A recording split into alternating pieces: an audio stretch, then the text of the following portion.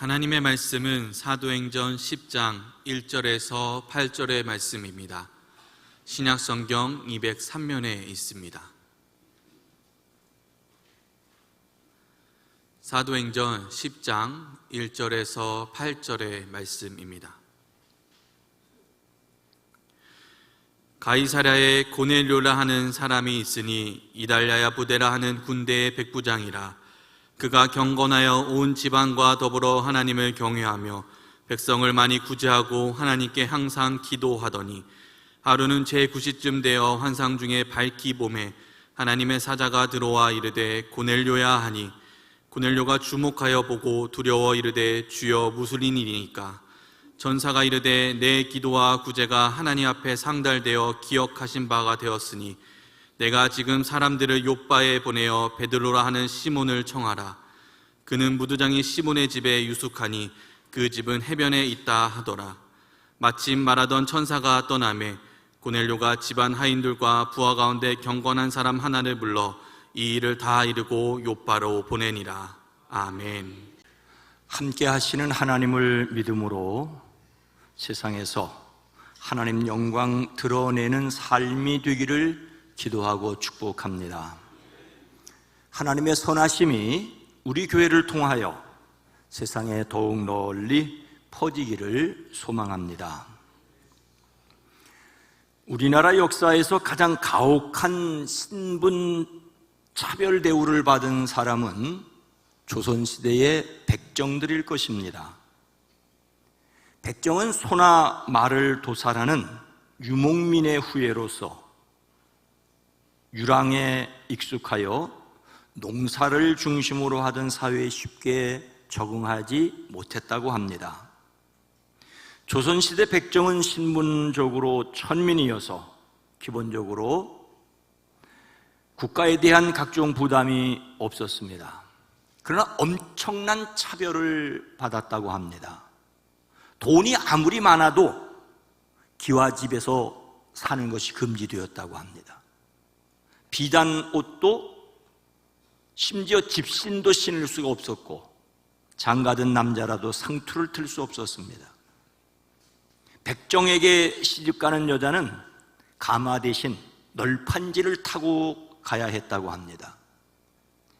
양반이 지나가면 길 옆에 비켜서서 허리를 굽혀야 했습니다. 이런 형편에서 조선의 선교사가 들어와 복음을 전하고 예배당이 세워졌지만 백정은 예배당에 와서 앉을 자리가 없었습니다. 선교사의 전도로 백정이 예배당에 나오자 교인들 가운데 일부는 백정을 교회에 받아줄 수 없으니 내보내는 사람이 있었고, 양반은 앞자리에 백정은 뒷자리에 앉히자는 사람도 있습니다. 오늘 여기 앞에 앉으신 분들은 양반들입니다. 그렇다고 뒤에 앉으신 분을 제가 얘기할 수는 없습니다. 이때 선교사 무호 목사는 예배당은 죄인이 하나님 앞에 나오는 곳이기 때문에 신분차별이 없다고 단호하게 거절을 합니다. 그래서 몇몇 사람들이 무호 목사와 백정들과 함께 앉는 예배당에 나갈 수 없다고 해서 다른 교회를 세웠습니다. 이것이 1895년 한양에서 있었던 일입니다. 그 후 교회는 우여곡절 끝에 물론 하나가 되긴 했습니다. 사무엘 무호 선교사는 양반과 상놈의 구별 없는 세상을 위해 기도하면서 고종의 주치의인인 의사 에비슨과 함께 백정들에게 전도를 했습니다. 예수님을 믿고 장로가 된 첫 번째 백정이 박성춘입니다. 그는 백정의 아들로 태어났기 때문에 백정이 된 사람입니다. 1894년 큰 병에 걸려서 선교사에게 치료를 받고 나온 후에 예배당에 출석을 하게 되었습니다. 1894년 가을 조선사회는 김홍집 내각의 갑오경장으로 명목상 신분제도는 철폐되었습니다. 하지만 백정에 대한 편견과 차별은 쉽게 사라지지 않았지요. 실제로 백정들이 정부 칙령만 믿고 도포 입고 나갔다가 구타당하는 일이 빈번하게 일어나곤 했습니다. 박성춘은 성경 말씀으로서 만민 평등의 가치를 깨닫고 백정 해방 운동을 전개하지요. 1895년 4월 박성춘은 무어 선교사와 한국인 교사들의 도움으로 백정 차별 제도 철폐를 다시 확인해달라고 탄원서를 내각에 제출합니다. 당시 내무대신이었던 육일주는 이런 탄원을 받아들여 그해 5월 13일 백정을 차별하지 말라는 내용의 칙령을 다시 한번 반포하고 그 내용을 거리에 방으로 써붙였습니다. 이런 과정을 거쳐 지도자로 드러난 박성춘은 일반 시민사회운동에도 적극적으로 참여했습니다. 독립협회가 주최하는 관민공동회의 시민대표로 나가 충군 애국을 주제로 연설하기도 했습니다. 그 후 백정으로서 최초로 장로가 되었습니다. 그의 아들은 세브란스 의학교를 제1회로 졸업하고 모교 교수 등으로 활약을 했습니다. 어느 사회나 차별이나 편견을 넘어서기란 쉽지 않습니다. 그래도 그리스도 안에서 모든 사람에 대한 사랑을 실천해야 할 교회일 줄로 믿습니다. 오늘 말씀은 로마 백부장 고넬료가 복음을 받아들이는 내용입니다. 하나님께서 먼저 그의 무엇을 기억하셨습니까? 4절 말씀입니다. 고넬료가 주목하여 보고 두려워 이르되 주여 무슨 일이니까? 천사가 이르되 내 기도와 구제가 하나님 앞에서 상달되어 기억하신 바가 되었으니. 잃어버린 것 같은데 그냥 4절입니다 하면 함께 읽습니다 하는 말 안 해도 함께 읽는 겁니다. 다시 4절 말씀입니다. 고넬료가 주목하여 보고 두려워 이르되 주여 무슨 일이니까? 천사가 이르되 내 기도와 구제가 하나님 앞에 상달되어 기억하신 바가 되었으니. 로마 황제 가운데 가장 유명한 인물은 가이우스 율리우스 카이사르라고 할 수 있습니다. 영어로 줄리어스 시저죠. 율리어스 카이사르는 주전 44년 종신 독재관으로 임명되었습니다. 하지만 기존 원로원에 의해 움직이던 공화제를 위협한다는 이유로 암살을 당합니다. 하지만 그 이후로 황제의 자리는 더욱 견고해졌고 황제 이름에는 언제나 그의 성인 카이사르라는 명칭이 붙게 되었습니다. 카이사르는 곧 황제를 의미하는 수식어가 되었죠. 가이사라고 성경에 번역된 이 말은 로마 황제를 가리키는 칭호입니다. 그리고 그 로마 황제를 기념하기 위해 로마 황제에게 바쳐진 도시를 가이사라라고 하는데 로마 제국 여러 곳에 있었습니다. 신약 성경에도 2곳이 있었습니다. 먼저 만든 곳은 바닷가에 있는 가이사라이고 나중에 만든 곳은 먼저 만든 곳과 구분하기 위해서 빌립보라는 이름을 붙여 빌립보 가이사라라고 합니다. 오늘 말씀의 배경은 바닷가의 가이사라입니다. 이곳에 유대 지역의 로마 총독이 머무는 관저가 있었고 로마군 사령부도 있었습니다. 그 부대의 한 지휘관 백부장이 바로 고넬료입니다. 오늘 말씀은 고넬료를 가리켜 그는 경건한 사람으로 온 가족과 더불어 하나님을 두려워하며 유다 백성에게 자선을 많이 베풀어 늘 기도하는 사람이라고 하였습니다. 그는 로마군 지휘관이었는데 자신이 지배하는 유대인들이 믿는 하나님을 두려워하고 유대인들에게 자선을 많이 베풀고 유대인의 하나님께 기도하는 사람이었습니다. 그가 어떻게 유대인이 믿는 하나님을 믿고 하나님께 기도하게 되었는지 성경은 밝히 말하고 있지 않습니다. 그가 유대교로 개종한 것으로 보이지는 않습니다. 유대교로 개종하였다는 말은 할례받고 율법을 지킨다는 말인데, 나중에 베드로가 예루살렘에 올라갔을 때 사람들이 할례받지 않는 집에 들어갔다라고 비난하는 것을 볼 수가 있습니다. 그러니 고넬료는 할례받은 유대교도는 아닙니다. 로마인으로서 유대교에 깊은 관심을 두고 자선을 많이 베푸는 사람이었습니다. 어느 날 오후 3시쯤에 그는 환상 가운데서 하나님의 천사를 똑똑히 보았습니다. 그가 보니 천사가 들어와서 고넬료라고 부르십니다. 그는 두려워 천사님 무슨 일입니까? 라고 대답을 하죠. 내 기도와 자선 행위가 하나님 앞에서 상달되어 하나님께서 기억하신다라고 하십니다. 하나님께서 기도와 구제를 기억하셨습니다.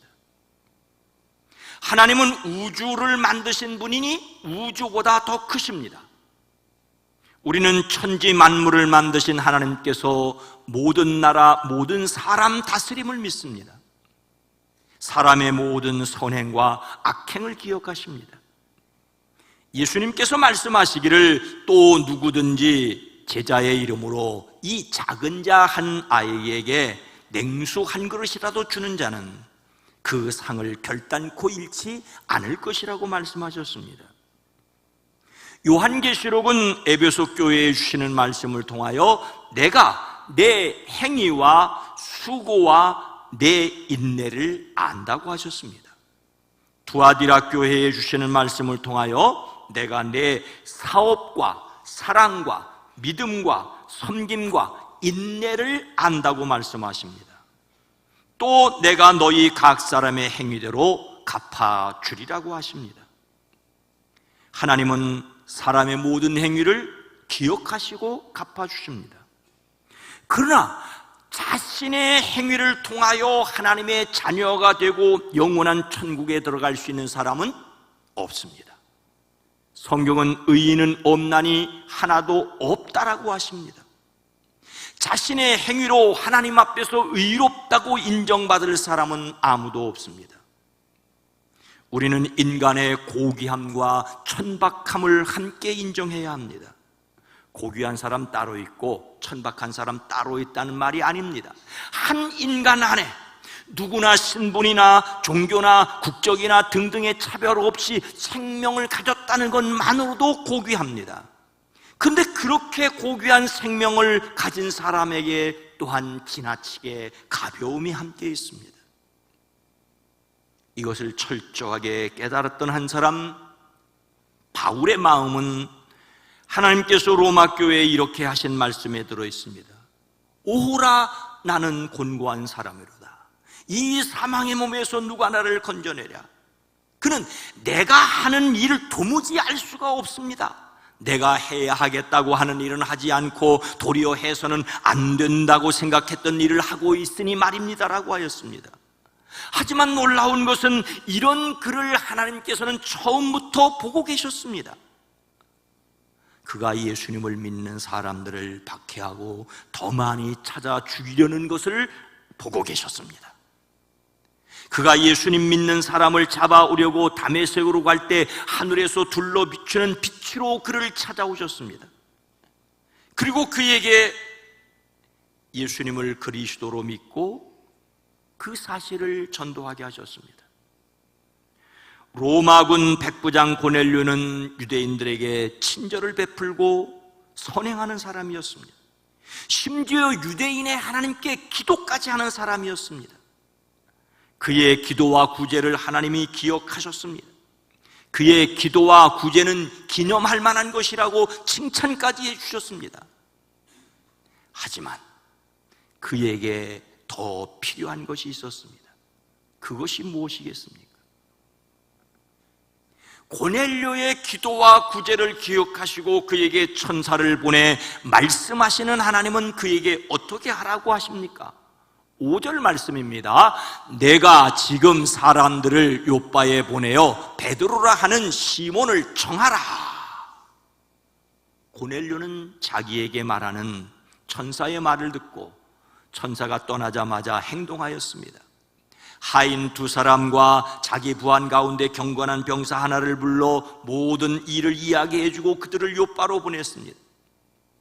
이튿날 그들이 길을 가다가 요바 가까이에 이르렀을 때쯤 베드로는 기도하려고 지붕으로 올라갔었습니다. 때는 오정쯤이었습니다. 베드로는 배가 고파서 무엇을 좀 먹었으면 좋겠다는 생각이 들었는데 순간 베드로는 황홀경에 빠져들었습니다. 하늘이 열리고 큰 보자기 같은 그릇이 네 귀퉁이에 끈이 매달려 땅에 드리워져 내려오는 것을 보았습니다. 그 안에는 온갖 4발 가진 짐승들과 땅에 기어다니는 것들과 공중의 새들이 골고루 들어있었습니다.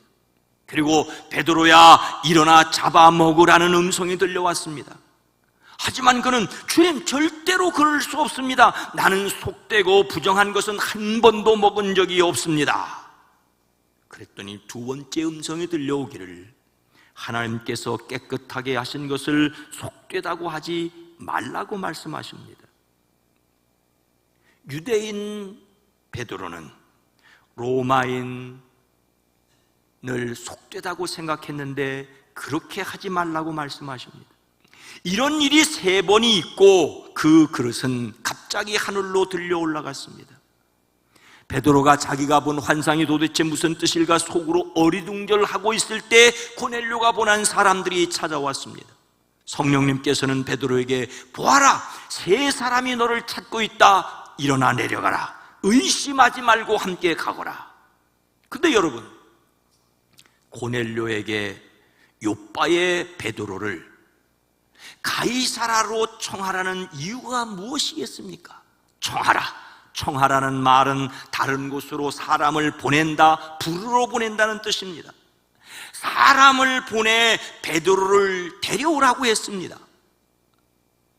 고넬료는 베드로를 데려오라는 말을 어떻게 이해했을까요? 22절 말씀입니다. 그들이 대답하되 백부장 고넬료는 의인이요 하나님을 경외하는 사람이라 유대 온 족속이 칭찬하더니 그가 거룩한 천사의 지시를 받아 당신을 그 집으로 청하여 말을 들으려 하느니라 한대. 고넬료의 명령으로 베드로를 데리려 온 사람들은 고넬료가 로마 사람이지만은 의로운 사람이고 하나님을 두려워하는 사람이고 온 유대 백성에게 존경받는 사람이라고 소개를 합니다. 그리고는 사람을 보내어 당신을 집으로 모셔다 말씀을 들으라는 지시를 천사들에게 받았다라고 이야기합니다. 베드로에게 말씀을 들으려 한다고 하셨다라고 말하고 있습니다. 그들을 따라 베드로가 고넬료에 들어가자 그가 이렇게 말합니다. 내가 곧 당신에게 사람을 보내었는데 오셨으니 잘하였나이다. 이제 우리는 주께서 당신에게 명령한 모든 것을 듣고자 하여 다 하나님 앞에 있나이다. 고넬료는 아직 베드로를 통하여 어떤 말을 들을지 몰랐습니다. 하지만 어떤 말씀을 하시든지 그 말씀을 듣기 위해서 준비하고 있다라고 말하고 있습니다. 주님께서 당신에게 지시하신 모든 말씀을 들으려고 모였다라고 합니다. 이에 베드로는 입을 열어 말합니다. 나는 참으로 하나님께서 사람을 외모로 가리지 아니하시는 분이고 하나님을 두려워하며 의를 행하는 사람은 그가 어느 민족에 속하여 있든지 다 받아주시는 것을 깨달았다. 그리고 고넬료와 함께 있는 사람들에게 예수님을 증언합니다. 베드로가 증언한 예수님에 대한 핵심은 무엇이겠습니까? 39절과 40절입니다. 시작. 우리는 유대인의 땅과 예루살렘에서 그가 행하신 모든 것의 증인이라. 그들이 나무에 달아 죽였으나 하나님이 사흘 만에 다시 살리사 나타내시되. 베드로는 고넬료에게 자신은 예수님의 십자가와 부활의 증인이라고 말합니다. 십자가와 부활을 전하기 전에 예수님께서 세례받으신 이야기, 전도하신 얘기를 했지요. 십자가와 부활을 얘기하신 뒤에 그들에게 사명을 주시고 그 이름을 힘입어 죄 사함을 받음을 말하였습니다. 그러나 중심은 십자가와 부활입니다. 복음은 예수님의 십자가와 부활입니다. 가이사라의 로마군 백부장 고넬료는 경건한 사람으로 온 가족들과 더불어 하나님을 경외하고 자선을 베풀고 기도하는 사람이었습니다. 하나님께서 그의 기도와 구제를 기억하셨습니다. 그러나 그는 사람을 보내어 베드로를 데려다 말씀을 들어야만 한다는 지시를 받게 됩니다. 그의 기도와 구제는 훌륭하였습니다. 그러나 그가 반드시 들어야 할 말씀이 있었습니다. 바로 예수님의 십자가와 부활에 관한 내용입니다. 베드로가 그 말을 하였을 때 듣는 모든 사람들에게 성령이 내리셨습니다. 그들은 방언으로 말하였고 하나님을 높이 찬양하였습니다. 그래서 그들은 세례를 받았습니다. 부활하신 예수님께서 갈릴리에서 제자들을 만나 자신에게 하늘과 땅의 모든 권세가 있다고 말씀하시면서 그러므로 너희는 가서 모든 민족을 제자로 삼으라고 세례를 주라고 말씀하십니다. 비로소 로마인 고넬료도 세례를 받게 되었습니다. 여기서 세례는 단순히 물을 끼얹거나 물에 잠기는 의식이 아닙니다. 십자가를 지셨으나 부활하신 예수님을 자신의 마음에 모셔 드림으로 나는 죽고 예수님이 살았음의 믿음을 고백하는 것입니다. 그래서 교인이 되었다는 것은, 예수님을 믿는다는 것은 가장 일반적인 기준이 세례를 받았다는 것입니다. 하나님이 기억하시는 기도와 구제의 사람이었던 고넬료에게도 세례가 필요했습니다. 세례라는 예식이 아니라 그렇게 세례받을 수 있는 원인인 십자가와 부활의 믿음이 필요했습니다. 고넬료는 베드로에게서 십자가와 부활의 말씀을 듣기 위해 그를 불러와야 했습니다. 여기서 하나님께 기도하고 사람을 구제하더라도 십자가와 부활을 믿지 않으면 소용없다는 논리가 성립될 수 있습니다. 하지만 섣불리 그렇게 말하지만은 말아야 합니다. 하나님께서 그 기도와 구제를 기억하셨기 때문입니다. 더욱이 십자가와 부활을 믿으면 기도와 구제는 필요 없다고 말하지도 말아야 합니다. 믿음의 사람은 선을 행하여야 합니다. 고넬료와 함께 있던 사람들은 베드로에게 말씀을 듣던 중 예루살렘에서 기도하던 사람들이 오순절에 성령 받은 것과 같은 성령을 받았습니다. 그러고 나서 물로 세례를 받았습니다. 고넬료는 세례를 받은 후에도 베드로에게 며칠간 더 머물기를 청하여 계속해서 말씀을 들었습니다. 십자가와 부활을 믿는 사람들은 믿는 사람들답게 살아가야 하기 때문입니다. 십자가와 부활의 예수님을 그리스도로 믿는 우리는 성령 충만을 사모하고 그 능력으로 세상을 살아가야 합니다.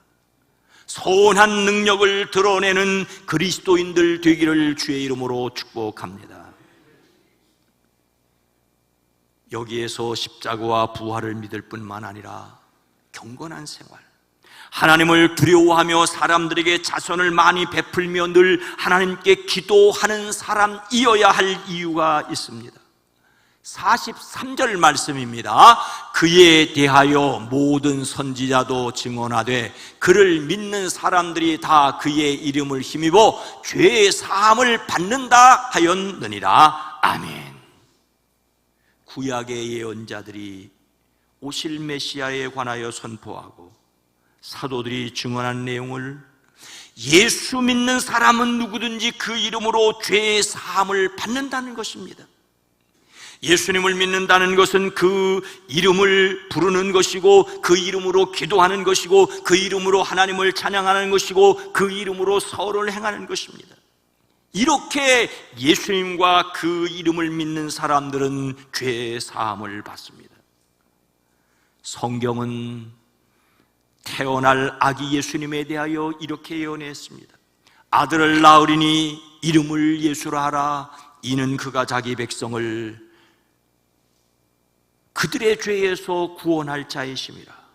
또 너희 죄가 그의 이름으로 말미암아 사함을 받았느리라고 하십니다. 세상에 오셔서 십자가를 지고 부활하신 예수님을 믿는 사람은 죄에 대하여 죽고 의에 대하여 살게 하십니다. 친히 나무에 달려 그 몸으로 우리 죄를 담당하셨으니 이는 우리로 죄에 대하여 죽고 의에 대하여 살게 하려 하심이라. 이것이 바로 우리 모두가 받은 하나님의 은혜입니다.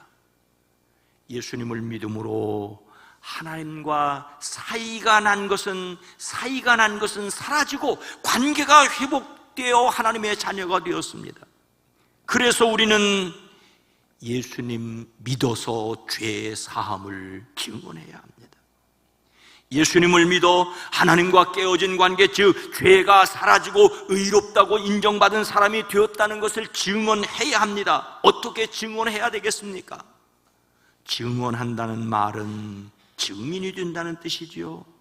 증인이 된다는 말은 보고 들은 사실 그대로를 말하고 보여주어야 합니다. 죄 용서함을 받았으니, 하나님의 자녀가 되었으니 그것을 사람들 앞에 드러내는 것이 바로 증언이란 말입니다. 어떻게 하나님과 깨어진 관계가 회복되어 하나님의 자녀임을 제가, 여러분이, 우리가 증언하시겠습니까? 예수님은 제자들에게 세상의 빛이라며 이렇게 말씀하십니다. 이와 같이 너희 빛을 사람에게 비추어서 그들이 너희 착한 행실을 보고 하늘에 계신 너희 아버지께 영광을 돌리게 하여라. 착한 행실을 보여주라고 하십니다. 예수님을 믿고 그 이름을 부르는 사람들이 착하게 살아야 할 이유는 사람들이 그것을 보고 하나님께 영광을 돌리게 하기 위해서입니다. 더욱이 에베소 교회에 하신 말씀에 이렇게 기록하였습니다. 우리는 그가 만드신 바라 그리스도 예수 안에서 선한 일을 위하여 지으심을 받은 자니, 선한 일을 위하여 지으심을 받았다고. 이 일은 하나님이 전에 예비하사 우리로 그 가운데 행하게 하려 하심이라고 말씀하고 있습니다. 예수님을 믿게 하신 이유가 선한 일을 위해서라고 하십니다. 예수님을 믿는 사람은 세상에서 선한 일을 행해야 합니다. 로마군 백부장 고넬료는 선을 행하여 하나님이 기억하시고 베드로를 청하여 십자가와 부활의 복음을 듣게 되었습니다. 이것도 하나님의 방법입니다. 그리고 이미 예수 그리스도의 십자가와 부활을 믿는 사람들은 그 이름을 믿고 의지하고 선을 행해야 합니다. 이것이 또한 하나님의 방법입니다.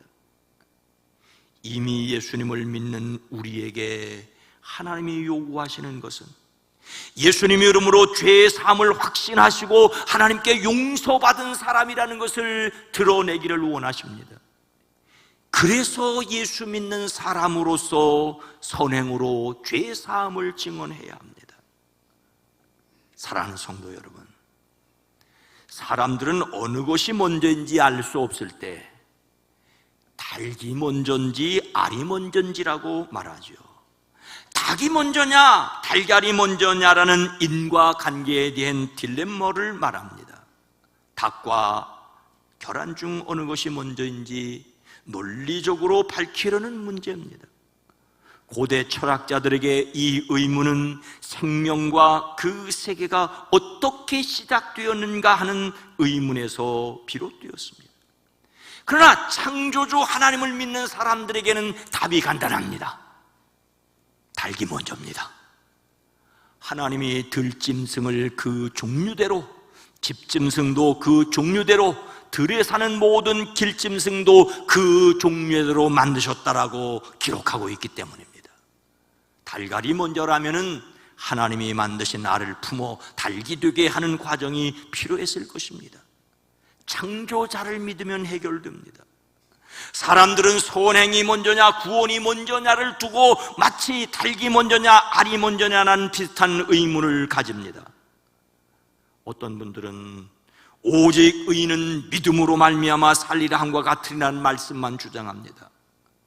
그러면 행함이 없는 믿음은 그 자체가 죽은 것이라고 맞받아치는 사람이 있습니다. 이런 논쟁에서 벗어나기 위해 행함이 없는 믿음이라는 말에 주목하기도 합니다. 믿음이라는 말은 본래적으로 행함을 포함하고 있는데 있어야 할 것이 없으니 죽었다는 것일 수도 있습니다. 그렇습니다. 믿음이란 입술의 고백에서 그치는 것이 아니라 행동으로 응답하는 것을 포함합니다. 하지만 여러분, 완벽한 행동으로 믿음을 완전하게 증명할 사람이 누구이겠습니까? 하나님은 고넬료의 기도와 구제를 기억하셨지만 그에게 복음의 핵심인 예수님의 십자가와 부활을 들어야만 한다고 그래서 베드로를 초청하여 듣게 하셨습니다. 그러자 성령이 임하였습니다.